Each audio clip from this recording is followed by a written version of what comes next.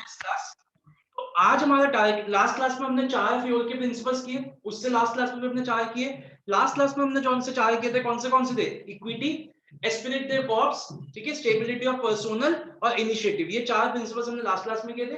तो हमारे total 8 principles हो चुकी है फ्यूल की। अब आज का टारगेट लेके चलते हैं। आज कोशिश करेंगे 4, मतलब 4 तो करेंगे, अगर हो सके तो 5 भी करने की कोशिश करेंगे। तो सबसे पहला प्रिंसिपल जो आज हम करने जा रहे हैं, नोट्स को कर दीजिए बिल्कुल बंद, बिल्कुल बंद कर दीजिए नोट्स को, कोई जरूरत नहीं है। धीरे धीरे करेंगे, याद याद यहीं से करेंगे। पहला प्रिंसिपल जो सबसे पहले हम शुरू करने जा रहे हैं, उसका नाम है यूनिटी ऑफ कमांड।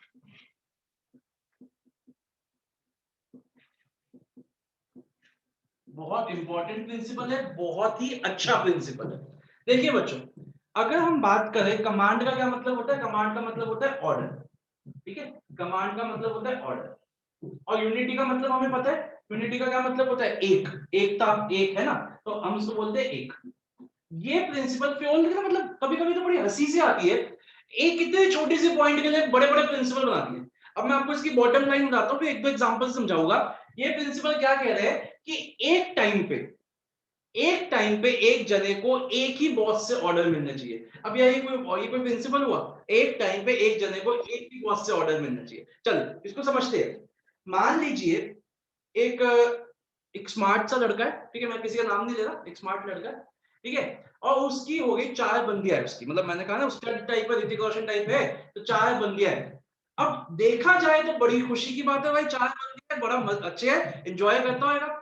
क्या हुआ, लेकिन एक बार वो डेट पे गया हुआ था एक बंदी के साथ साथ, ठीक है, उसी वक्त दूसरी बंदी का फोन आता है, उसने अपने फोन पे भी सेव कर रखा है मम्मी 1 कॉलिंग, मम्मी 2 कॉलिंग। तो उसी वक्त मम्मी 2 का फोन आता है कि अभी मिलने आओ मेरे से, मम्मी पापा घर पे नहीं है। अब लड्डू तो फूट रहा है मन पे कि मैं जाऊं और घर पे, और ये चलो वो भी किसी तरीके से बहानाबाजी करके यहाँ से निकलता है और पहुंचता ही है उसके घर पे, डोरबेल बजाता ही है और अंदर जाता ही है। और आपको पता ही है, बस अभी अंदर बैठे ही थे और अपना थोड़ा टाइम पास कर ही रहे थे, खेल रहे थे, लूडो वूडो खेल रहे थे, सांप सीढ़ी खेल रहे थे। उसी वक्त फोन आ जाता है बंदी 3 का, मदर डी का, कि अभी मिलने आओ, आज तो कुछ तूफानी करते हैं। अब मुझे एक बात बताओ कि देखा जाए तो बढ़िया बात है, बहुत अच्छा है, लेकिन एक ही टाइम पे 3 बंदियां उसको बुला दिया तो ये तो थोड़ी मुश्किल की सिचुएशन क्रिएट हो जाएगी ना।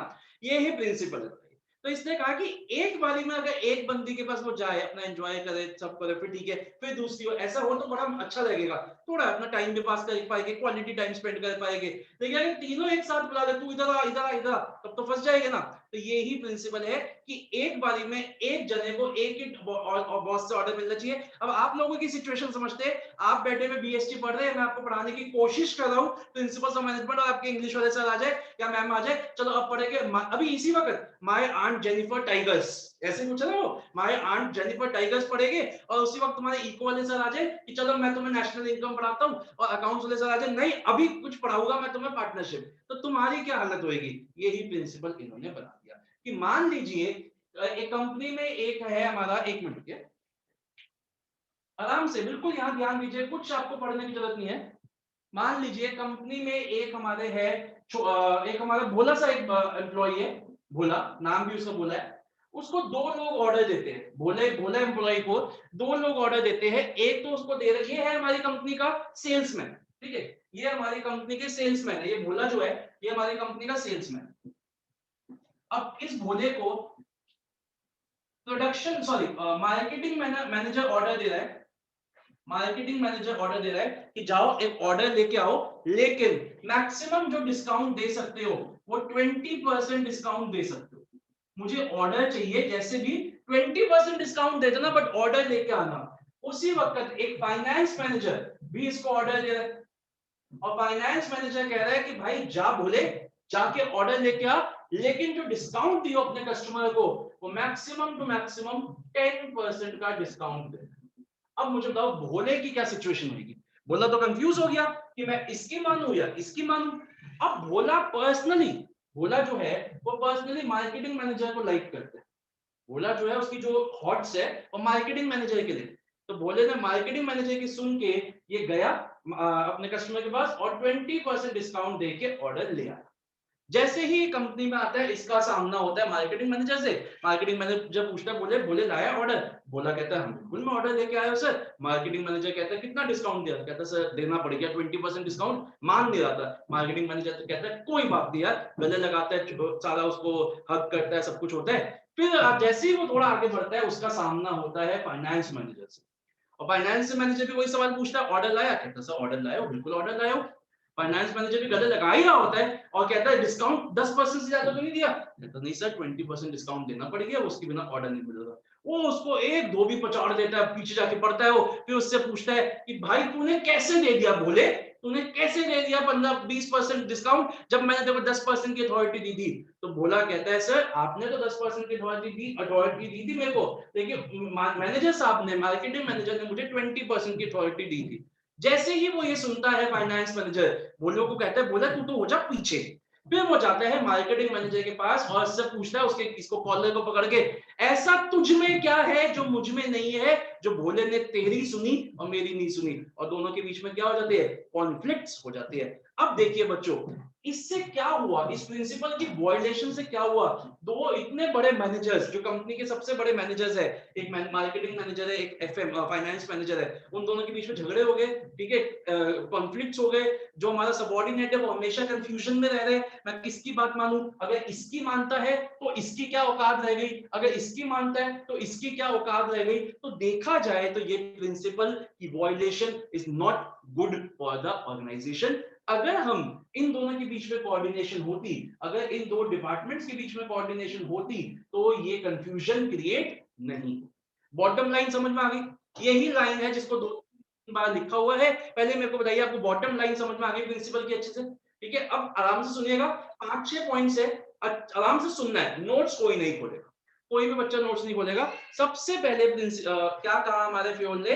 Fayol said that there should be one and only one, there should be one and only one boss for every individual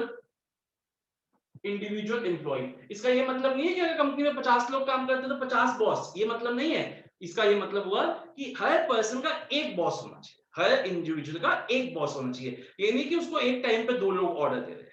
ठीक है, ये समझ में आया? फिर उसने कहा every person in the organization, every person in the organization should receive orders from and should be responsible to only one superior। every person in the organization, second line वही है, बस उसको पैसिव सेंस में लिख दिया, पहले active में था अब पैसिव में कर दिया।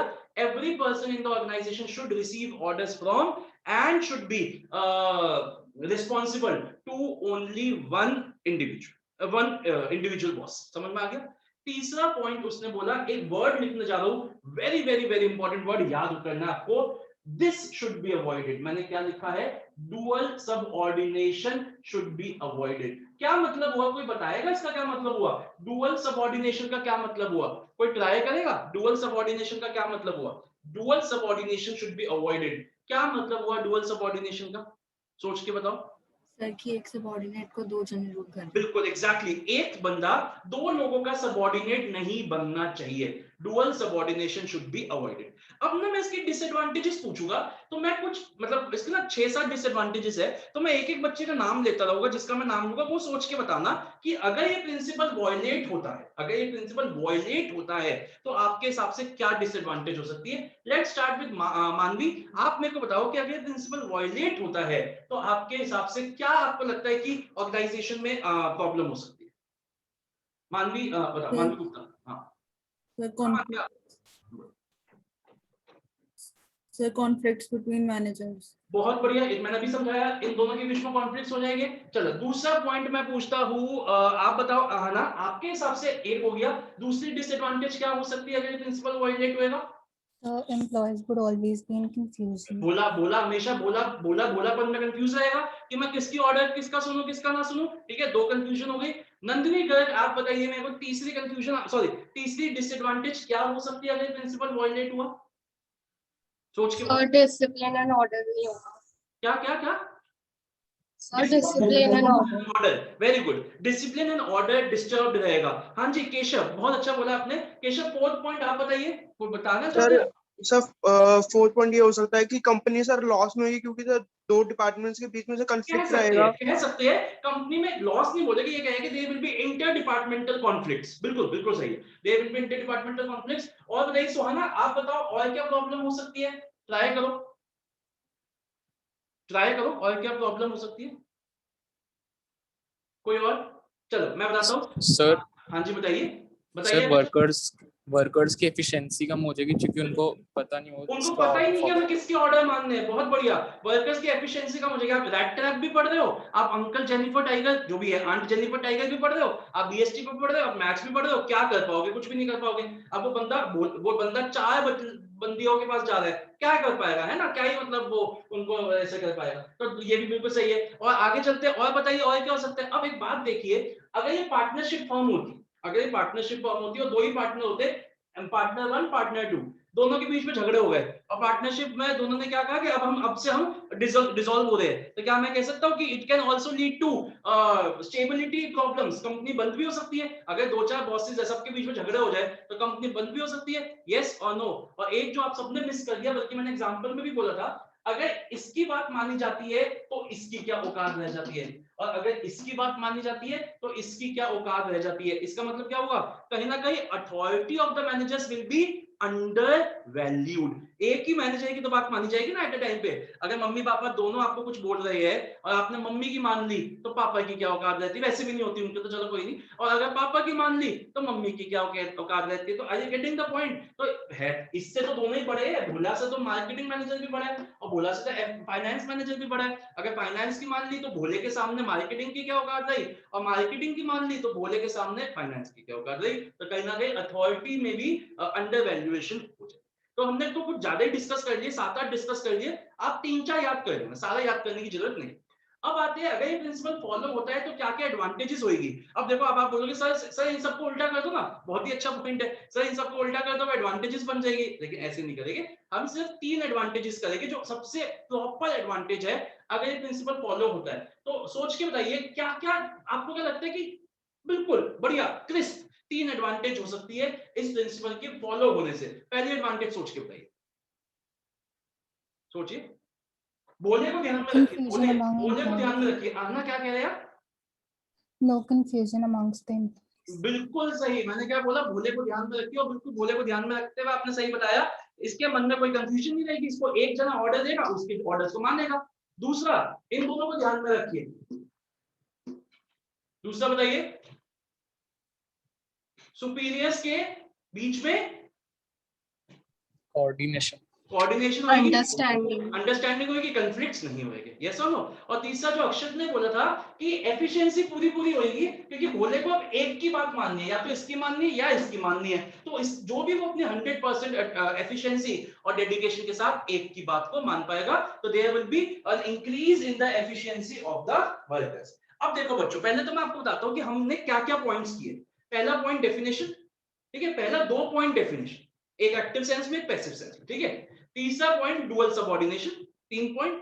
चौथा पॉइंट, अभी रुक जाओ, नोट्स नहीं खुलने चाहिए, अभी नहीं खुलने चाहिए। चौथा पॉइंट एडवांटेज, जिसमें हम 3 से 4 एडवांटेज लिखेंगे। पांचवा पॉइंट डिसएडवांटेज, जिसमें हम 3 डिसएडवांटेज। समझ में आ गया पॉइंट? ठीक है, तो ये 5 पॉइंट है। अब एक एक करके मैं बोलूंगा, 1 2 3 बार बोलूंगा, आप सिर्फ सुनिएगे, क्योंकि उसके बाद हो सकता है आपका टेस्ट हो, और हो सकता है मैं पिछली बार का कोई प्रिंसिपल बोल दूं लिखने के लिए। देखो मैं कुछ भी कर सकता हूं, ठीक है। तो ध्यान रखना, आंख नाक सब खुला हुआ, दिमाग खुला हुआ होना चाहिए। और आपको पता ही है कंपटीशन तो हमारा चल ही रहा है, मैं सबके मार्क्स जो भी मेरे को होमवर्क भेज रहा हूं उसके मार्क्स ऐड कर रहा हूं, और जून जैसे ही खत्म होएगा फिर एक हैम्पर आप लोगों के घर पे आने वाला है। और चलो मैं बता देता हूं, जिन लोगों के घर पे पहुंचा है उन सबने बड़ा अप्रिशिएट किया है, अच्छा लगा है सबको चॉकलेट हैम्पर्स। तो you can be rest assured कि अच्छी ही चीज आप लोगों के घर पे पहुंचेगी। ओके, एनीवेज, तो सबसे पहला point, according to Fayol there should be one and only one boss of every individual employee in the organization. पहला, ठीक है, सुन रहे? इसमें जो आपने मार्क किया, one and only one, one and only one. दूसरा point, according to the principle of unity of command, every person in the organization should receive orders from and should be responsible to only one individual, only one individual boss। ठीक हो गया? 2 point समझ में आ गए? कोई confusion तो नहीं है? पहले एक्टिव सेंस में, फिर उसी को पैसिव सेंस में कर दिया। तीसरा point, dual subordination should be avoided. dual subordination should be avoided. 3 point समझ में आ गए? आगे चलते हैं चौथे पॉइंट पे. Disadvantages. If this principle is violated, the following consequences can occur. पहला, authority of the managers will be undervalued. दूसरा, there can be conflicts amongst the superiors. तीसरा, there will be confusion amongst the subordinates. चौथा, the order and discipline can be affected. पांचवा, the efficiency of the employees will decrease. हमने 5 बोल दिए, काफी है, ठीक है. अब आ जाइए advantages. However, पांचवा point, if this principle is followed in the organization, the following 3 advantages will exist. पहला, there will be no confusion amongst the subordinates about regarding whose orders to follow. Second, there will be no conflicts amongst the superiors. Third, since the subordinates are getting clear orders from only one boss, he will be able to perform the work with greater efficiency. बताइए मेरे को, 5 point हो गए. छठा, ये बोलेगा example, देखिए ये अभी याद करने की जरूरत नहीं है, तो आप बना ही लोगे. वहां पे अक्षर जैसे बच्चे हमारे पास पूरे पेज भर देगा. मैं बोलूंगा इस पे पूरा पेज लिख दे, दो पेजेस की कथा लिख देगा, ठीक है ना. एक बोला था, वो इतने में तब पैदा हुआ था, भोला था, बच्चा था, ये था, वो था. चलिए एनीवेज, चलिए बताइए, यहां तक बात समझ में आ गई सबको? ठीक है. एक बार और बोलूंगा, सबऑर्डिनेशन का मतलब किसका मतलब? Dual subordination. मैं बताता हूं सर. ये एक आप ये बोला है, ठीक है. ये मार्केटिंग मैनेजर भी इसको ऑर्डर देता है, मार्केटिंग मैनेजर का भी सबऑर्डिनेट है और फाइनेंस मैनेजर का भी सबऑर्डिनेट है. Dual subordination. समझ में आई बात? आपको एक ही जने का सबऑर्डिनेट बनना है, ठीक है. इतनी बात समझ में आ गई बच्चों? मैं पूरे 5 पॉइंट एक बार फिर से रिपीट कर रहा हूं, सिर्फ आपके लिए, बिल्कुल आराम से सुनना. उसके बाद मैं आपसे लिखवा भी सकता हूं, बुलवा भी सकता हूं, कुछ भी करवा सकता हूं. ओके, पहला point, according to Fayol there should be. हां जी बेटा, कोई कुछ पूछा? According to Fuel, there should be one and only one boss of every individual employee in the organization. समझ में आ गया पहला point? Second point, according to this principle of unity of command, each person in the organization, देखो वही line है, बस उसको passive sense में कर दिया. Each person in the organization should receive orders from and should be responsible to, should receive orders from and should be responsible to only one superior in the organization. 2 point समझ में आ गए. तीसरा point, objective, dual subordination should be avoided. चौथा, disadvantages, if this principle is not followed, the following consequences can occur. आपको पता ही है, conflicts among superior, पहले easy वाली याद कर लो. Conflicts among superior, confusion in the minds of subordinates, authority will be disturbed, devalued, there will be disturbance, chaos in the organization, etc. And advantages, if this principle is followed, 3 advantages: no conflicts among superiors, no confusion in the subordinates, and the subordinate can perform the work with greater efficiency as he will get clear cut orders from only one superior. बताइए मेरे को, clear है? कोई doubt, कोई मन में doubt तो नहीं? एक बार पहले तो रिवाइज करेंगे. सब बच्चे अपने आप को अनम्यूट कर दीजिए. सब बच्चे अनम्यूट कर दीजिए अपने आप को. सब बच्चे अनम्यूट कर दीजिए. एक सैटरडे है और मेरे को पूरी हनुमान चालीसा याद है. मैं ऐसी कोई शराब दे दूंगा कि तुम्हारे को अच्छा नहीं लगेगा फिर. चलिए जल्दी से सब बच्चे अनम्यूट कर दीजिए. कोई बच्चे के घर में कोई पार्टी वार्टी चल रही है, वो भी अनम्यूट करिए, कोई दिक्कत नहीं है. हाँ, ओके, अच्छा शुरू करते हैं. कोई बच्चा यहाँ से साइड में इसको म्यूट करके साइड में दूसरी टैब खोल के अमेज़न में फैमिली मैन देख रहा है क्या? ऐसा कोई तो चक्कर नहीं है ना? क्योंकि कल ही आया है. हाँ, ये देखिए सर, पहले ही देख लिया. पहले, अच्छा कल ही आया, देख भी लिया. ओके यार, बाप रे, ये तो कुछ ज्यादा हो गया.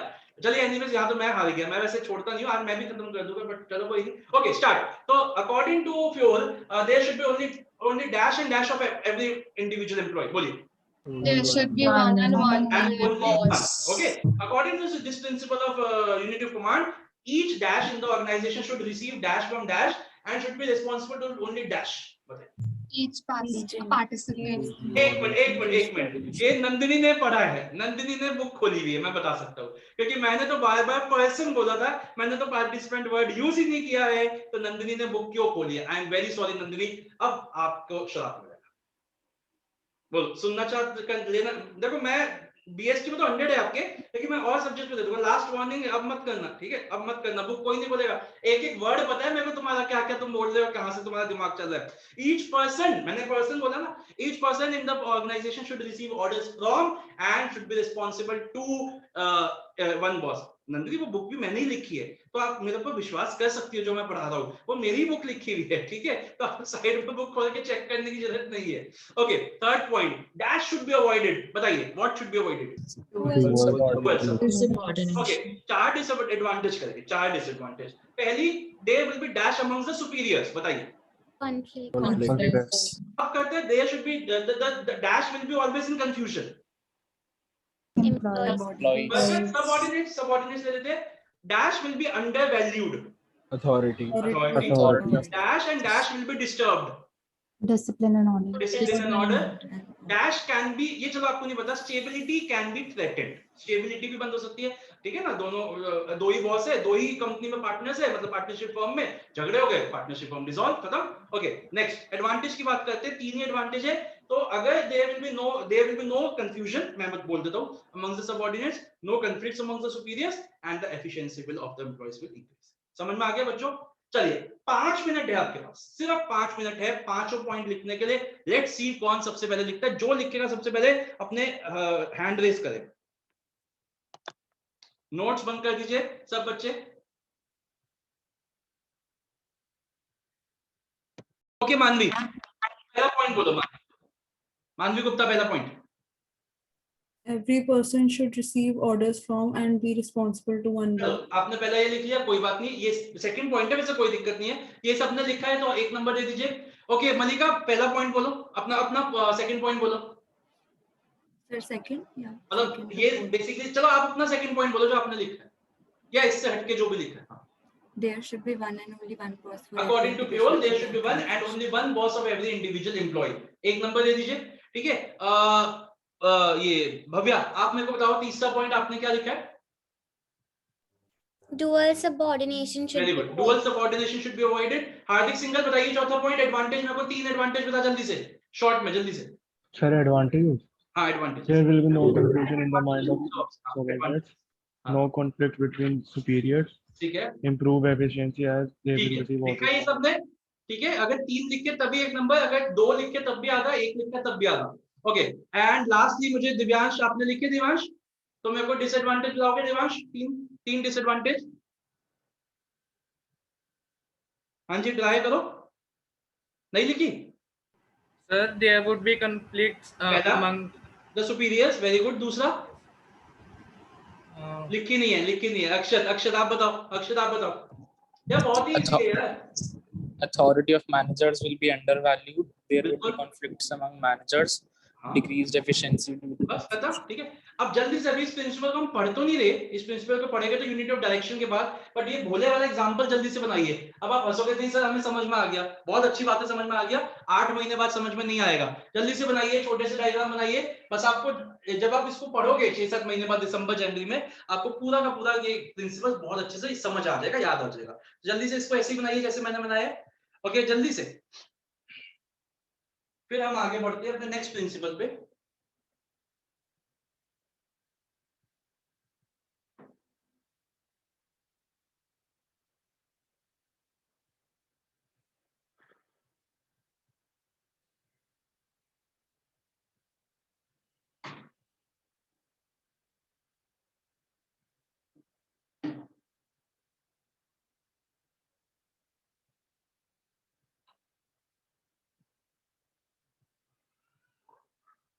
बना लिया सबने?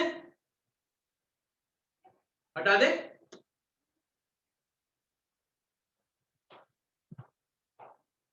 चलिए, अब आते हैं बच्चों, इसी प्रिंसिपल को एक्सटेंड करते हैं, थोड़ा सा इसी प्रिंसिपल को एक्सटेंड करते हुए नेक्स्ट प्रिंसिपल पे आते हैं, जिसका नाम है, बना लिया ना सबने, यूनिटी ऑफ डायरेक्शन।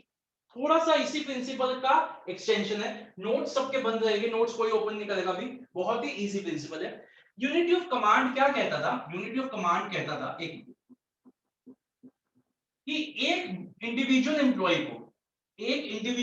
को एक ही जने से ऑर्डर मिले, ये कहता था unity of command. Unity of direction क्या कह रहा है? यूनिटी ऑफ डायरेक्शन कह रहा है कि अगर, जैसे ये तो इंडिविजुअल एम्प्लॉय की बात हो गई, देखिए कंपनी में टीम्स भी तो होती है ना, टीम्स होती है, पूरी टीम्स को भी ऑर्डर, मान लो ये एक टीम है और इसमें 10 लोग काम करते हैं, ऐसे ये एक टीम है, और इसमें 10 लोग काम करते हैं। यूनिटी ऑफ कमांड क्या कहता है कि इस टीम के अंदर जो ये एक एम्प्लॉय है, इसको एक ही जने से ऑर्डर मिलना चाहिए, इसको एक ही जने से ऑर्डर मिलना चाहिए, दो लोगों से ऑर्डर नहीं मिलना चाहिए। यूनिटी ऑफ डायरेक्शन क्या कह रहा है कि जितने भी लोगों की टीमें बनी हुई है, जितने भी लोगों की टीम्स बनी हुई है ऑर्गेनाइजेशन में, वो टीम्स भी एक ही जने के ऑर्डर्स फॉलो करेगी, वो टीम्स का भी एक ही बॉस होना चाहिए। मैं इसको एग्जांपल से समझाता हूं, ज्यादा बेटर समझ में आएगा आपको। अगर मान लीजिए एक कंपनी एक से ज्यादा प्रोडक्ट बनाती है, बहुत सी कंपनीज है हमारे आसपास, मैं एक कंपनी लेता हूं जो एनसीईआरटी में एग्जांपल है, let us assume Maruti Suzuki. ये एक हमारी ऑटोमोबाइल कंपनी है, बहुत पुरानी कंपनी है। ये दो तरीके के प्रोडक्ट्स बनाती है, ये टू व्हीलर्स भी बनाती है, ये फोर व्हीलर्स भी बनाती है। ठीक है कि नहीं, सबको पता है टू व्हीलर्स भी बनाती है, फोर व्हीलर्स भी बनाती है। यूनिटी ऑफ डायरेक्शन कहता है कि ये दोनों जो प्रोडक्ट्स है तो ऑटोमोबाइल से, लेकिन ये मारुति सुजुकी के अंदर ही टू डिविजन्स बन जानी चाहिए। एक है टू व्हीलर डिवीजन और एक है होनी चाहिए फोर व्हीलर डिवीजन। दोनों के अपने एम्प्लॉइज होने चाहिए, अपने अपने भोले होने चाहिए, अपने एम्प्लॉइज, अपने रिसोर्सेज होने चाहिए, अपने रिसोर्सेज होने चाहिए, ठीक है, अपने फाइनेंस होना चाहिए, अपना फाइनेंस होना चाहिए, और अपने अपने बॉसेस होने चाहिए। इसका अपना बॉस होना चाहिए, इसका अपना बॉस होना चाहिए। मतलब कि क्या हुआ, एक बड़ी ऑर्गेनाइजेशन के अंदर दो छोटी ऑर्गेनाइजेशंस बन जाए और दोनों ऑर्गेनाइजेशंस इंडिविजुअल तरीके से काम करें। ये अपने अपने आप में काम करें, ये अपने अपने आप में काम करें, और धीरे धीरे अपने अपने गोल्स को अचीव करते हुए ये मारुति सुजुकी के कंबाइंड गोल्स को अचीव कर जाए। At no point of time कभी भी ऐसा नहीं होना चाहिए कि यहां पे कमी हो रही है एम्प्लॉइज की, यहां से यहां ट्रांसफर कर दिया, यहां पे पैसों की कमी हो रही है, यहां से यहां ट्रांसफर कर दिया, यहां पे रिसोर्सेज की कमी हो रही है, यहां से यहां ट्रांसफर कर दिया, यहां का बॉस भाग गया, यहां से यहां ट्रांसफर कर दिया। ऐसा नहीं होना चाहिए, क्योंकि अगर ऐसा होएगा तो एफिशिएंट, मतलब आपको एक दिन कम, मैं कह रहा हूं कि आप टू व्हीलर बनाइए, आपको मैं एक दिन कह रहा हूं कि आप टू व्हीलर बनाइए और दूसरे दिन मैं कह रहा हूं कि आज आप फोर व्हीलर बनाइए, ये क्या मतलब वही है जो आप सोच रहे हैं, ठीक है ना। तो ऐसी कंफ्यूजन नहीं होनी चाहिए। दोनों डिपार्टमेंट्स, दोनों जो प्रोडक्ट्स है वो अलग अलग डिपार्टमेंट्स बन जाए, आगे बढ़े और दे अचीव देयर गोल्स। इन्होंने क्या वर्ड यूज किया, there should be one head and one plan, there should be one head and one plan. इसका one head and one plan, इसका अपना एक बॉस होना चाहिए, एक प्लान होना चाहिए, इसका अपना one head and one plan होना चाहिए, and one plan, and together they will achieve the organizational goals. They should be moving towards their individual objectives with focused and dedicated efforts. अगर मैं आपको बताऊं, आपको कोई क्लैरिटी नहीं है, अब एक बात देखिए, अगर यहाँ की बात करें तो सारे एम्प्लॉइज के मन में क्लैरिटी है कि हमें टू व्हीलर ही बनाने हैं, लेकिन अगर हम इनको पता ही नहीं है कि इनको लग रहा है कि आज टू व्हीलर बना रहे हैं, कल को पता चले बोल देंगे कि आप फोर व्हीलर बनाइए, कल को पता चले बोल देंगे ई व्हीकल बनाइए, कुछ बनाइए, तो इनको कुछ कंफ्यूजन रहती है, इनको कोई क्लैरिटी नहीं है। लेकिन अगर इनको पता है कि ये हमेशा और हमेशा इधर ही रहेंगे, इनको बस क्लैरिटी रहेगी, अपना ये काम करते रहेंगे फोकस के साथ, डेडिकेशन के साथ, यूनिटी के साथ, कोऑर्डिनेशन के साथ। बताइए, बॉटम लाइन समझ में आ गई प्रिंसिपल की, ठीक है, बॉटम लाइन समझ में आ गई। क्यों मैंने बोला कि ये प्रिंसिपल यूनिटी ऑफ डायरेक्शन का एक्सटेंशन है, वो भी समझ में आ गया। यूनिटी ऑफ कमांड क्या बोल, सॉरी, यूनिटी ऑफ कमांड का डायरेक्शन है, वो भी समझ में आ गया। क्यों मैंने बोला, क्योंकि यूनिटी ऑफ कमांड भी तो यही कहता है कि एक जने को एक जने से ऑर्डर मिले। ये थोड़े से बड़े लेवल पे बात कर देता है कि एक ग्रुप को एक जने से ऑर्डर मिले। अब आप बोलोगे सर लेकिन मारुति सुजुकी का तो एक ही बॉस है। बिल्कुल, मारुति सुजुकी का अपना एक सीईओ है, उसके अंदर दो डिपार्टमेंट्स बने हुए हैं, दो डिविजन्स बनी हुई है, इनका भी एक मतलब सीईओ नहीं बोलेंगे, इन्होंने कोई और नाम दे रखा होगा, वाइस प्रेसिडेंट या प्रेसिडेंट टू व्हीलर डिवीजन, ऐसा नाम दे रखा होगा, वो इसका बॉस है, वो इनको रिपोर्ट करता है। सीईओ डायरेक्टली नहीं टू व्हीलर डिपार्टमेंट को रिपोर्ट करता, यहाँ एक बॉस ऑर्डर्स देता, यहाँ एक बॉस है जो इनको ऑर्डर्स देते, यहाँ एक बॉस है जो इनको ऑर्डर्स देते, ये दोनों बॉसेस सीईओ को रिपोर्टिंग करते हैं। बताइए, समझ में आ गया, कोई कंफ्यूजन तो नहीं? इसमें बहुत ही कम, इसमें तो सिर्फ और सिर्फ 4 लाइनें हैं, 4 लाइनें हैं, उसमें से एक एग्जांपल है, तो आराम से सुनना मेरी बात को, कोई जल्दबाजी नहीं है, कोई नोट्स नहीं खोले। पहला point, according to the principle of unity of direction, according to Fayol, there should be one head and one plan of all the group of activities having similar objective. ठीक है, इसका अपना एक ऑब्जेक्टिव है, इनको टू व्हीलर बनाने हैं, इनका एक ऑब्जेक्टिव है, इनको फोल्ड करना है। Next point, the every individual department in the organization should be moving towards their individual goals with focused and dedicated efforts. Every individual department in the organization should be moving towards their individual goals with their common goals with the focused and dedicated efforts. ये भी अपने आगे आगे बढ़ रहे हैं अपने goals को achieve करते हुए, ये भी आगे बढ़ रहे हैं और दोनों combined goals को achieve करें. तीसरा point advantage क्या रहेगी? If this principle is followed, there will be unity in action. What do you mean by unity in action? एक सेकंड बच्चों.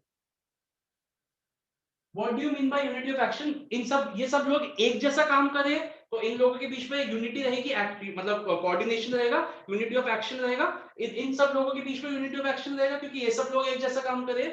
तो if this principle is followed, there will be unity of action and unity of action and coordination.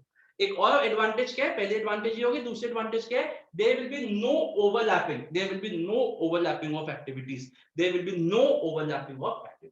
3 point हो गए. चौथा point आपका यही example है. चौथा पॉइंट आपका यही एग्जांपल है कि इन फॉर एग्जांपल अगर कंपनी है which is manufacturing two products, one is two wheeler and one is four wheeler, then they should both have their individual bosses, employees, resources, etc. At no point of time there should be any confusion amongst them. एक minute बच्चों, मैं एक minute दे रहा हूं, आप इसको जल्दी से ऐसा ही बनाइए यूनिटी ऑफ डायरेक्शन का, जैसे मैंने बनाया बिल्कुल ऐसा ही बनाइए. यूनिटी ऑफ डायरेक्शन के लेफ्ट में छोटा सा, फिर मैं इसको याद कराऊंगा और इसको लिखवाऊंगा भी. पहले इसको जल्दी से बनाइए.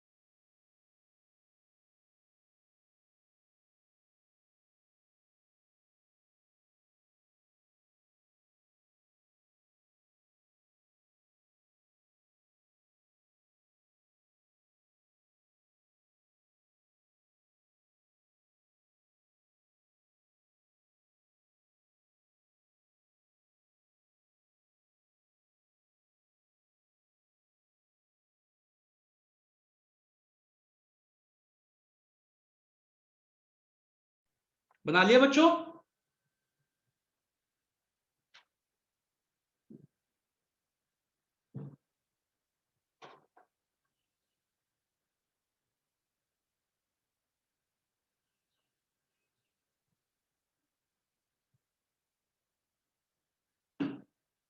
चलिए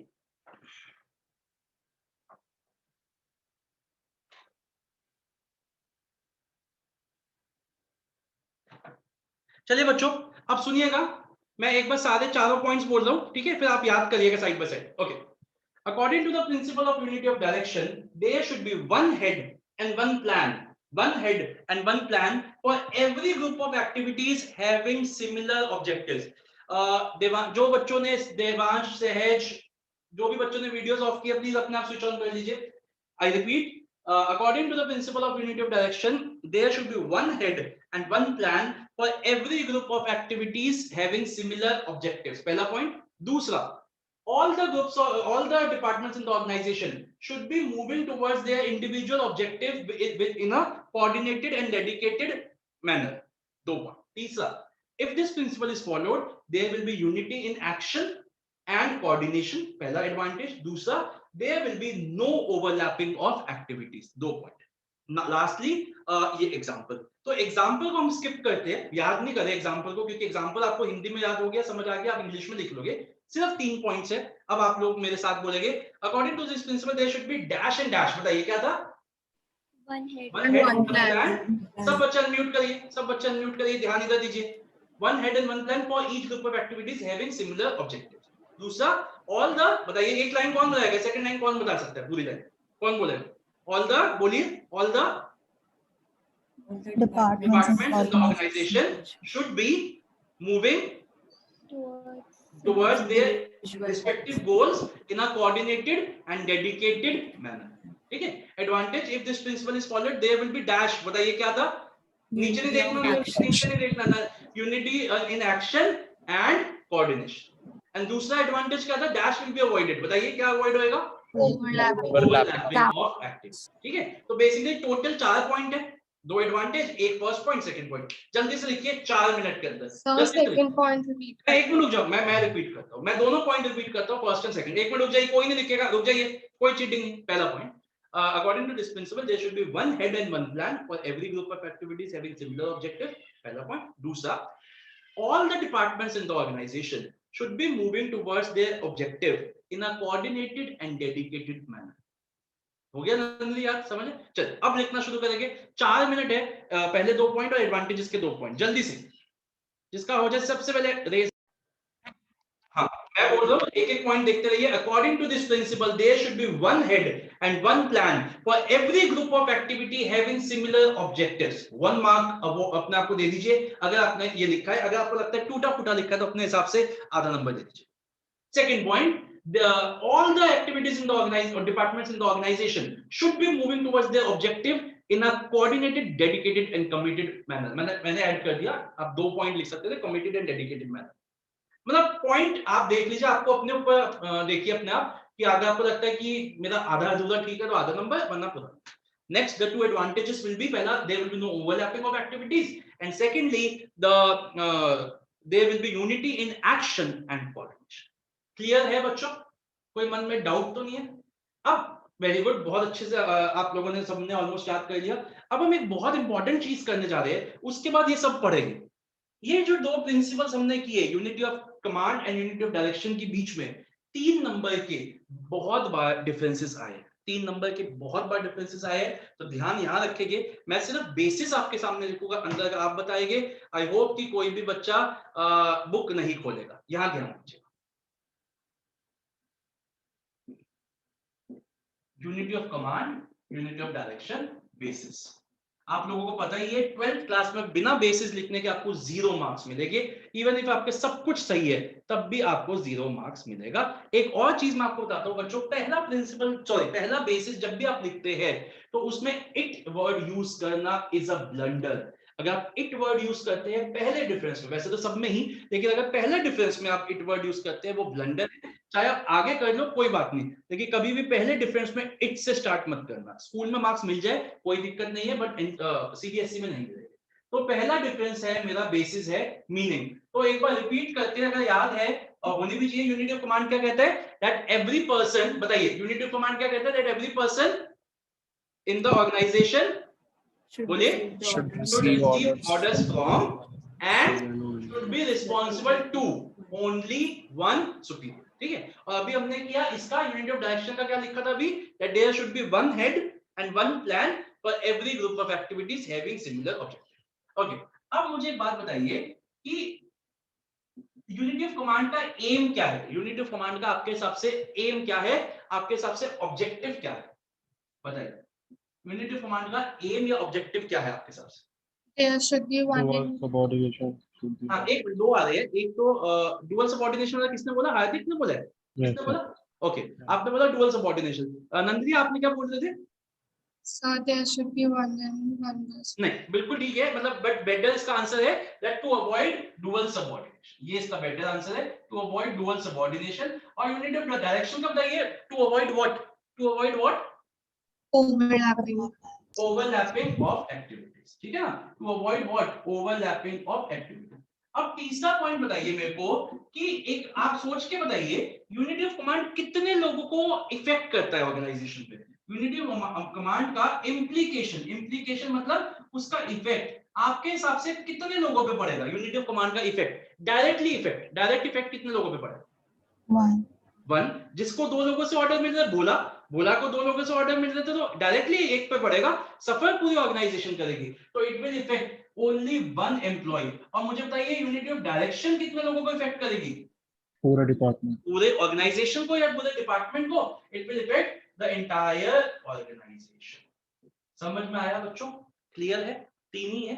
देखो बच्चों, इसके 2-3 हमारे बेसिस स्लैंग बन सकते हैं. पहला तो इसका एम ही बन रहा है, लेकिन एम से आप कंफ्यूज हो जाओगे क्योंकि एम का तो एक बेसिस है।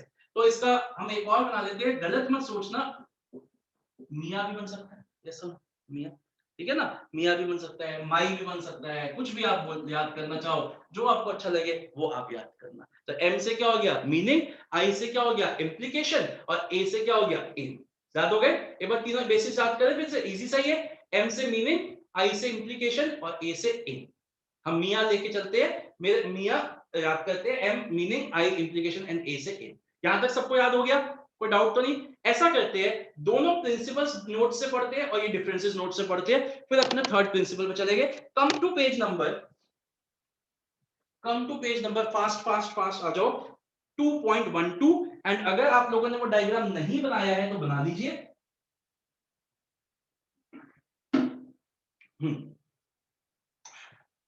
ओके, पहले पॉइंट के लेफ्ट में लिखो fuel.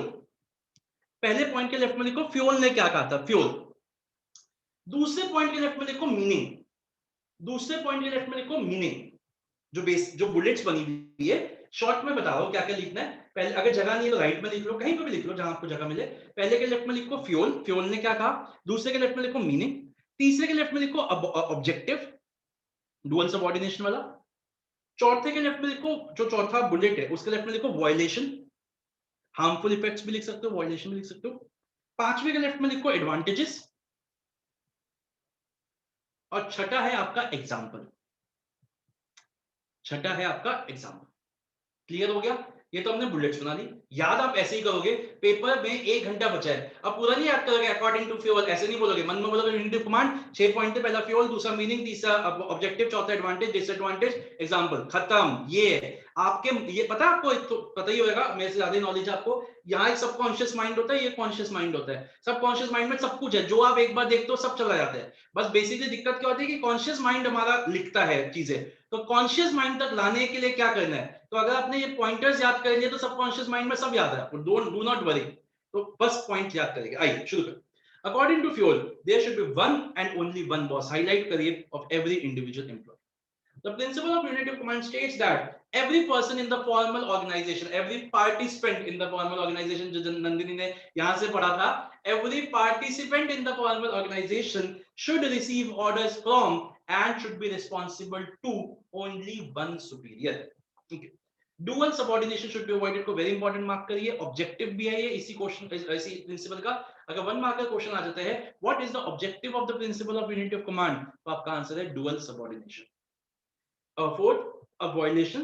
If an employee gets orders from 2 superiors at the same time, the principle of unity of command is violated, and the following this thing will happen. क्या क्या? एक तो authority undermine हो जाएगी। Undermine का कोई मतलब बताएगा? अथॉरिटी अंडरमाइन का क्या मतलब हुआ? अंडरमाइन कोई बताएगा अंडरमाइन का क्या मतलब होता है? बताइए, सोचिए। अंडरमाइन का मतलब होता है डी वैल्यू। जैसे मैंने कहा ना आपको कि अगर फाइनेंस मैनेजर की बात मान ली तो मार्केटिंग मैनेजर की क्या औकात रहेगी, मार्केटिंग मैनेजर की बात मान ली तो फाइनेंस मैनेजर की। अंडरमाइन मतलब उसकी वैल्यू कम होना, जो किसी चीज की वैल्यू कम होना। तो अंडरमाइन की जगह आप, मतलब अंडरमाइन तो याद हो ही जाएगा, उसको समझने के लिए लिख लीजिए डी वैल्यू, और नहीं याद होता तो डी वैल्यू डी याद कर लीजिए। Discipline must be and order will be disturbed, stability threaten हो जाएगी। मैंने आपको एग्जांपल दिया 2 पार्टनर्स वाला।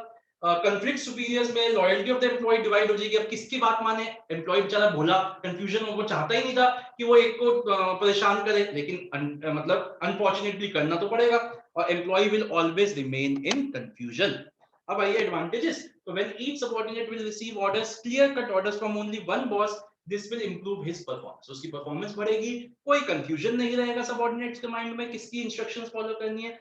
And this principle avoids dual subordination. There will be no conflicts among superiors. तो अंडरलाइन करिए no conflicts among superiors। इससे ऊपर वाले पे अंडरलाइन करिए no confusion in the minds of subordinates, और उसके ऊपर वाले पे अंडरलाइन करिए improve his performance। एक बार जल्दी से एग्जांपल पढ़ लेते हैं, यही वाला है। For example, a person is asked to make a deal with the buyer and is allowed to give 10% discount by the marketing manager. But the finance department tells him to not offer more than 5% discount. Now there will be no unity of command. This can be avoided if there was coordination. Okay, चलो unity of direction पे आइए जल्दी से। This principle implies, पहले इसके left में लिखिए meaning, एक बार थर्ड के लेफ्ट में लिखिए एडवांटेज, फोर्थ के लेफ्ट में लिखिए एग्जाम्पल,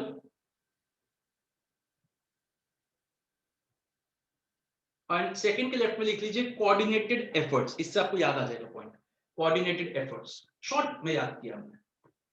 ओके, जल्दी से पढ़ते हैं इसको। पहला point, the principle implies that there should be one head and one plan for every group of activities having similar objective. Underline करिए, one head and one plan. All the units in the organization should be moving towards their same objective. Same मतलब अपने अपने objective की तरफ, towards their same objective through coordinated and focused efforts. Underline करिए coordinated, underline करिए focused. आगे चलते हैं। एडवांटेज, इसमें ना एक एडवांटेज लिखिए, एक और लिखवा होगा, when there will be unity of direction in the organization it will ensure unity of action and coordination. Highlight करिए unity of action and coordination. अब आप एक और वो बनाइए, पॉइंट बनाइए, this will also avoid overlapping of activities. This will also avoid overlapping of activities. This will also avoid overlapping of activities. और इस पॉइंट के ब्रैकेट में लिख लीजिए ऑब्जेक्टिव। ये ऑब्जेक्टिव भी है इसका, जैसे हमने यूनिटी ऑफ कमांड का ऑब्जेक्टिव किया, वैसे इसका ऑब्जेक्टिव भी है ओवरलैपिंग को अवॉइड करना, क्योंकि वो हमने बेसिस में यूज किया। एंड लास्टली एग्जांपल पढ़ लेते हैं। If a company is manufacturing, देखो ये सेम एग्जांपल था जो मैंने बनाया था, motorcycles as well as cars, then it should have two separate departments for both of them. Each division should have their own in charge, own plan, own resources, or no account should the working of the two divisions overlap. ठीक है, अब आइए जल्दी से differences पे, very important mark करिए। ये differences case studies में आ जाते हैं, मतलब कैसा आएगा, ये केस आ जाएगा, फिर उसमें ना आपको बोला जाएगा highlight the two principles discussed in the above case. जो लाइंस इंडिकेशन होगी वो एक यूनिटी ऑफ कमांड की होगी, एक यूनिटी ऑफ डायरेक्शन की होगी। फिर नेक्स्ट पॉइंट होएगा, आइडेंटिफाई कर लिया आपने, फिर नेक्स्ट होएगा differentiate between them on 3 grounds. तो ये बहुत बार आया, ठीक है। अब इसका स्लैंग लिख लीजिए जल्दी से। Meaning, one subordinate should receive orders from and should be responsible to only one superior, and इसका each group of activities having similar objective should have one head and one plan. Next, aim, it prevents dual subordination, underline करिए dual subordination, इधर it prevents overlapping of activities.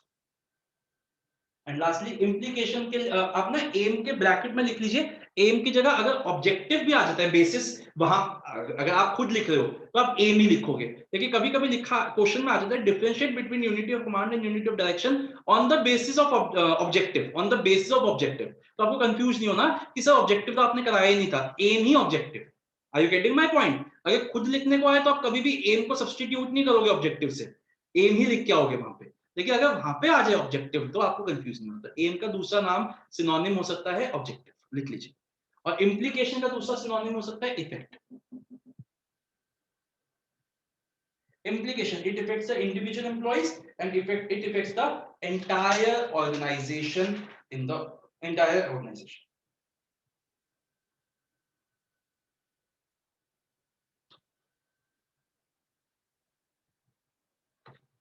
समझ में आ गया बच्चों? Clear है? दो हमारे प्रिंसिपल्स आज के हो गए, वैसे दो का टारगेट था, लेकिन आई वोंट, मतलब मैं जल्दबाजी नहीं करूंगा, आई वोंट हरी, एक तो और करेंगे अच्छे से, थोड़ा बढ़िया बड़ा प्रिंसिपल है, बढ़िया भी है, बड़ा भी है, ध्यान दीजिएगा यहाँ, चाहे एक ही और हो कोई दिक्कत नहीं। ओके, बहुत ही अच्छा प्रिंसिपल है, बहुत ही अच्छा प्रिंसिपल है। और ये जो प्रिंसिपल हम आज यहाँ कर रहे हैं, ये 5th चैप्टर ऑर्गेनाइजिंग में भी यूज होगा, तो इसका कुछ बेस आज बनेगा, उसका मैक्सिमम जो पार्ट है हम ऑर्गेनाइजिंग में करेंगे। नोट्स को कर दीजिए बंद। प्रिंसिपल का नाम देखिए क्या है, सेंट्रलाइजेशन एंड डिसेंट्रलाइजेशन। बहुत ही अच्छा प्रिंसिपल है। क्या कहते हैं समझिए, ये दो टर्म्स है, एक है सेंट्रलाइजेशन डिसेंट्रलाइजेशन, 5-6 पॉइंट है, 6-7 पॉइंट इनफैक्ट, कोई अभी नोट्स नहीं खोलेगा। कोई बता सकता है सेंट्रलाइजेशन का मतलब क्या होता है?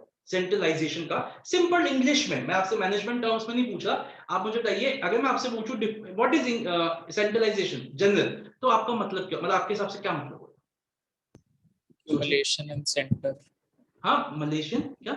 accumulation in हाँ, center, एक्यूमुलेशन, बिल्कुल सही। मतलब क्या हम ये कह सकते हैं कि एक ही जगह पे सारे के सारे डिसीजन मेकिंग हो रही है, ये काम हो रहा है। तो ये सेंट्रलाइजेशन का मतलब क्या हुआ? अब मैनेजमेंट की टर्म्स में बात करें कि all the decision making power is accumulated, जैसे अक्षत ने कहा, in the hands of few. In the hands of few.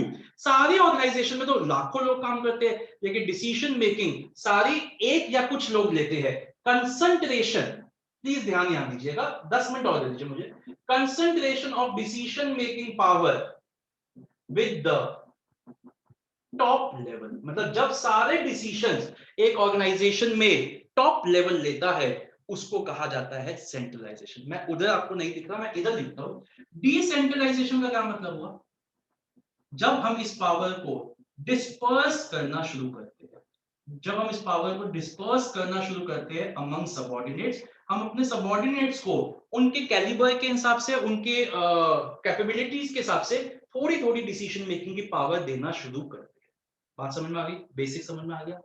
फिर अब मेरे को एक बात बताइए, पहले मैं चलो आपसे पूछता हूं, आपके हिसाब से what is good for an organization, centralization और डिसेंट्रलाइजेशन? पहले आप बताइए। अब आप लोग अगले साल मैनेजमेंट ही करोगे, बीबीए करोगे, एमबीए करोगे धीरे धीरे, तो आप मुझे बताइए, आप अगर मैनेजर बनते हो किसी कंपनी में, तो आपके हिसाब से अगर मैं आपसे पूछूं कि व्हाट इज गुड, सेंट्रलाइजेशन और डिसेंट्रलाइजेशन, तो आपका क्या आंसर है? सोच के बताइए। डिसेंट्रलाइजेशन। डिसेंट्रलाइजेशन, एक मिनट, वो किसने बोला डिसेंट्रलाइजेशन? सर मलिका। अच्छा, तो मैम केशव ने भी कुछ बोला था, बोलना चाहता है पहले। मलिका, आपको ऐसा क्यों लगता है decentralization will be always good? Sir क्योंकि सारी पावर एक के हाथ में हो जाएगी तो फिर ज्यादा प्रॉब्लम होगी। आपका रीजन भी ठीक है। केशव, आप कुछ दे रहे थे आंसर? और कोई कुछ ट्राई करना चाहेगा? बताइए मानवी। सर दोनों ही जरूरी है। एग्जैक्टली, जो मलिका ने कहा वो बिल्कुल करेक्ट है। डिसेंट्रलाइजेशन ठीक है, डिसीजन मेकिंग पावर बढ़नी चाहिए, लेकिन क्या हम यहां बैठ के क्लासरूम में ये बात बोल सकते हैं? क्या यहाँ पे ये बोलना कि सेंट्रलाइजेशन बेटर है, डिसेंट्रलाइजेशन बेटर है, क्या ठीक है? नहीं। इसका बेस्ट आंसर है, हाँ बताइए केशव, कुछ कह रहे हैं आप? सर देखिए बड़ी sir, can I speak sir? क्या कह रहे हैं? Sir can I speak? हाँ सर, यू शुड स्पीक, बोलिए सर। सर देखिए सर, बड़ी बड़ी कंपनियों में सर एक सीईओ होते हैं जिनके मेन पावर होती है, और सर बाकी लोग उनको, जो मैनेजर्स होते हैं डिफरेंट डिपार्टमेंट्स के, उनको सजेस्ट करते हैं। तो मेन पावर तो सीईओ या उनके और बॉस में होती है ना मैम? ये आप बड़ी कंपनी के लिए कह रहे हैं? नहीं सर, ये गलत कह रहे हैं आप। पहली बात तो बड़ी कंपनी में ऐसा बिल्कुल नहीं होता। बड़ी कंपनी में क्या होता है मैं आपको बताता हूं। एक तो सीईओ होता है, जो मैनेजर्स होते हैं वो सीईओ को कुछ टॉपिक्स पे सजेस्ट करते हैं, जिसके डिसीजन मेकिंग सीईओ लेता है। लेकिन बहुत से ऐसे टॉपिक्स होते हैं, ऐसे बातें होती है जिसमें मैनेजर्स खुद डिसीजन ले सकते हैं विदाउट कंसल्टिंग द सीईओ। अब आपको क्या मुकेश अंबानी से, मतलब कोई कंपनी में काम कर रहा है तो मुकेश अंबानी से पूछ के वही कंपनी एक लोअर लेवल का बंदा अपने एम्प्लॉई को रखेगा? आप ये बताइए sir they may be there some minor decisions only, पर हाँ, तो पॉइंट माइनर डिसीजन की ही बात करें, वो पॉइंट आया ना, वो डिसीजन खुद ले पाते हैं। तो मैं ये कह रहा था कि मलिका ने आंसर दिया, मानवी ने दिया, केशव ने भी ट्राई किया। मैं ये कह रहा हूं कि इधर बैठ के, एक क्लासरूम में बैठ के, अपने अपने घरों के कंफर्ट पे बैठ के डिसीजन लेना बिल्कुल ही गलत है कि व्हाट इज गुड और what is bad.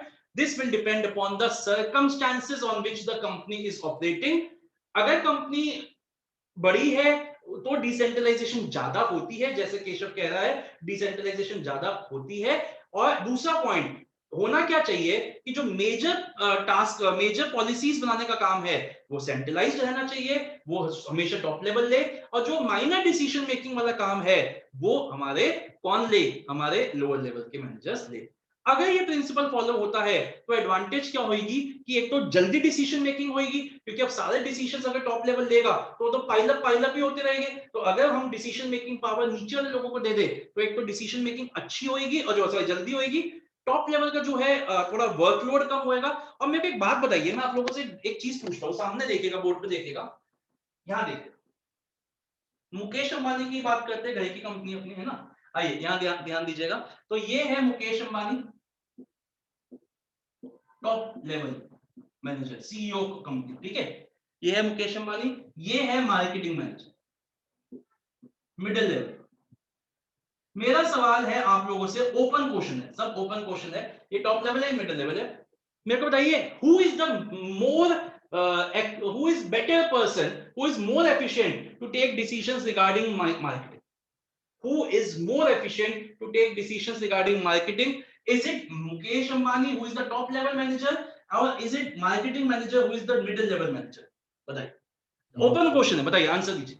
Middle marketing level, मतलब marketing manager, am I right? Why? क्योंकि he is directly connected with marketing. Mukesh Ambani is overseeing everything. He's seeing marketing, he's also seeing finance, he's also seeing human resource, he's also seeing production. वो सब कुछ देख रहा है, लेकिन ऊपर से ये बंदा तो उसी से जुड़ा हुआ है।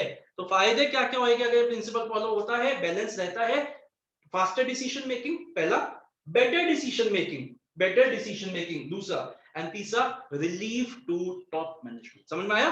Faster decision making, better decision making and relief to top level management. And disadvantage क्या होगा? अगर कंप्लीट सेंट्रलाइजेशन हो जाती है किसी कंपनी में तो डिले होएगा, और अगर किसी कंपनी में कंप्लीट डिसेंट्रलाइजेशन हो जाती है तो मिस यूज हो सकता है पावर का। अगर सारी डिसीजन मेकिंग पावर्स इसके पास आ जाए तो मिस यूज हो सकता है। इसलिए फियोल ने एक बहुत ही प्यारी लाइन बोली जो मैं अब बोलने जा रहा हूं, बहुत ही बढ़िया लाइन बोली फियोल ने। सुनना, पहले हिंदी में बोलूंगा फिर इंग्लिश में। फियोल ने बोला कि किस चीज की जरूरत है? सबऑर्डिनेट्स को इन्वॉल्व करने की जरूरत है, बैलेंस करने की जरूरत है। सबऑर्डिनेट्स को इन्वॉल्व करिए डिसीजन मेकिंग में थ्रू डिसेंट्रलाइजेशन, लेकिन at the same time managers retaining the final authority through centralization. सारी पावर सबऑर्डिनेट्स को मत दीजिए। समझ में आया? पूरा प्रिंसिपल समझ में आया? थोड़ा सा टाइम कांस्टेंट है, इसलिए मैं एक बार रिपीट कर रहा हूं सारा प्रिंसिपल, और उसके बाद हम इसको रीड करेंगे। पहले मेरी बात को सुनिएगा। पहले दो टर्म्स, पहले डेफिनेट, पहला पॉइंट क्या है? इसमें टोटल 7 पॉइंट्स है। पहला पॉइंट क्या है? Meaning. Centralization means concentration of decision making authority, decentralization means dispersal of decision. पहला। दूसरा, फियोल ने क्या कहा? There is a need to balance, there is a need to balance subordinate involvement in the decision making through decentralization. However, managers should retain the final authority through centralization. समझ में आ गए 2 point? ठीक है। तीसरा point क्या बोला उसने? There must be a balance between centralization and decentralization. The degree of centralization and decentralization will depend upon the circumstances on which the company is operated. तीसरा पॉइंट। चौथा, generally large organizations have more decentralization. पांचवा, for example, the major task of making setting objectives and policies should be centralized, while the decisions regarding minor activities should be decentralized. Next point, advantages, और इसका advantage क्या हो गया? Faster decision making, better decision making, relief to top level management. और disadvantage क्या हो जाएगा? एक कंप्लीट सेंट्रलाइजेशन की वजह से डिले, कंप्लीट डिसेंट्रलाइजेशन की वजह से मिस यूज ऑफ पावर। बताइए, समझ में आया? क्लियर है? कोई डाउट तो नहीं है किसी के मन में? आइए, इसको थोड़ा सा टाइम कम है हमारे पास, इसलिए इसको सीधा रीड करते हैं। एक काम करिए बच्चों, रुक जाइए। पहले एक बार यूनिटी ऑफ कमांड में ना एक क्वेश्चन मेरा मिस हो गया, वो मेरे को आपको लिखवाना है। आप वैसे तो बच्चों आप सोच के बताइए, अगर मैं आपसे बोलूं मिलिट्री में, बहुत सारी वेब सीरीज भी आजकल आ रही है मिलिट्री में, आप देखते भी होंगे। मिलिट्री पे आपके हिसाब से कौन सा प्रिंसिपल फॉलो होता होगा? मिलिट्री में आपके हिसाब से फ्यूल के कॉन्सेप्ट जितने हमने अभी तक किए, आपके हिसाब से फ्यूल का कौन सा प्रिंसिपल फॉलो होता होगा मिलिट्री ऑर्गेनाइजेशंस में? सोच के बताइए, सोचो यार, कौन सा प्रिंसिपल फॉलो होता है मिलिट्री में? सारे ही होते हैं वैसे तो, है ना, डिसिप्लिन भी होता है, सब होता है, स्टेबिलिटी, लेकिन एक प्रिंसिपल उनकी बहुत ज्यादा फॉलो होता है जिसको कहा जाता है यूनिटी ऑफ कमांड। ये प्रिंसिपल क्या होता है कि अगर आपको एक, जैसे आप मान लीजिए वॉर जोन में हो, आपको एक सुपीरियर ने बोला कि आप यहाँ पे इस पोस्ट पे खड़े रहोगे, तो जब तक आपको आपका सुपीरियर रिलीव नहीं करता, वहां से हटने को नहीं बोलता, कोई और आके बोलता है कि यार तू जाके वहां संभाल ले, यू विल नॉट गो, जब तक आपका सुपीरियर आपको उस जगह से रिलीव नहीं करता। तो एक क्वेश्चन लिखिए यूनिटी ऑफ कमांड के लेफ्ट में, which principle is of Fayol is followed in military organizations? Your answer should come unity of command.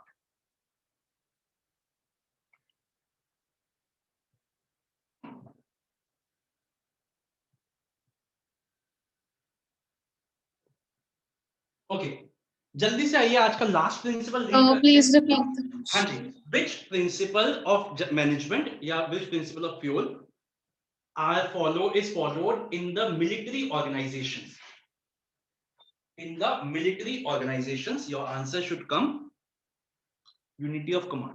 वैसे सारे ही होते हैं टू बी ऑनेस्ट, डिसिप्लिन वगैरह, बट ये स्पेसिफिकली एनसीईआरटी में भी लिखा है एंड स्पेसिफिकली ये पढ़ाया जाता है उन लोगों को। ओके, आइए लास्ट क्वेश्चन, लास्ट प्रिंसिपल करते हैं आज का। Come to page number 2.14। It is a very important principle, mark करिए इसको। पहले लाइन के लेफ्ट में लिखिए, जहां जहां मतलब शॉर्ट में लिख सकते हो लिखते हैं। पहले लाइन के लेफ्ट में लिखिए मीनिंग, पहले लाइन के लेफ्ट में लिखिए मीनिंग। सेकंड लाइन के लेफ्ट में लिखिए fuel balance, fuel balance, fuel और फ्यूल हाइफन लगा के बैलेंस लिखिए, अभी रीड करेंगे। थर्ड के लेफ्ट में लिखिए degree of centralisation and decentralisation, degree of C and D कर दो, याद ही तो कर रहे, degree of C and D कर दो, C and D, centralisation decentralisation.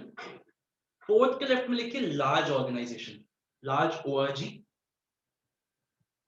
Fifth point के लेफ्ट में लिखिए एग्जांपल, फिफ्थ पॉइंट के लेफ्ट में लिखिए एग्जांपल। सिक्स्थ पॉइंट के लेफ्ट में लिखिए एडवांटेजेस एंड सेवेंथ पॉइंट के लेफ्ट में लिखिए डिसएडवांटेजेस। तो 7 पॉइंट है, आपको शॉर्ट में याद करने हैं। आइए शुरू करते हैं। कंसंट्रेशन ऑफ, ये 1 मार्क का क्वेश्चन भी आ जाता है, what do you understand by centralization and decentralization, वहां पे 1 नेम लिख लीजिए, 1 name. Concentration of decision making authority is known as centralization, where is the dispersal, dispersal मतलब क्या होता है, बांटना, dispersal amongst more than 1 person is known as decentralization. जिन बच्चों ने धीरे धीरे सारे वीडियोस ऑफ किए उसको ऑन कर लीजिए, 5 मिनट बची है, 5 मिनट की क्लास बची है, मेरे को मत फोर्स करिए। नेक्स्ट, इस लाइन को समझते हैं बच्चों, इसको समझना, पहले पढ़ेंगे फिर मार्क करेंगे, सिर्फ अभी समझना।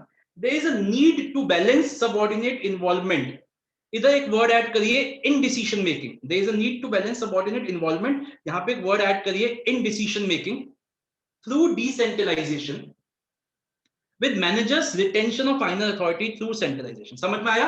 अब हाईलाइट करते हैं, बैलेंस को अंडरलाइन करिए, डिसेंट्रलाइजेशन को अंडरलाइन करिए, रिटेंशन को अंडरलाइन करिए और सेंट्रलाइजेशन को अंडरलाइन करिए। क्या मतलब हुआ इसको, इसका कि फ्यूल के हिसाब से जरूरत है कि धीरे धीरे सबऑर्डिनेट के रोल को बढ़ाया जाए डिसेंट्रलाइजेशन करके ऑर्गेनाइजेशन, लेकिन हमेशा पावर होनी चाहिए अगर उनके डिसीजंस गलत है तो उसको रोल बैक करने की। तो इस लाइन को बहुत इंपॉर्टेंट मार्क करिए, there is a need to balance. और बच्चों जहां पे बैलेंस वर्ड आ गया ना, वहां आप एक बैलेंस बना के आएंगे, एक बैलेंस बना के आएंगे। देखो 2 तरीकों से हम बैलेंस दर्शा सकते हैं, एक तो आप स्प्रिंग बैलेंस बना सकते हैं, स्प्रिंग बैलेंस जो होता था, और एक आप बना सकते हैं सी सॉ, जो आप बचपन में खेलते होंगे, ये आप इस तरीके का बना के आएंगे।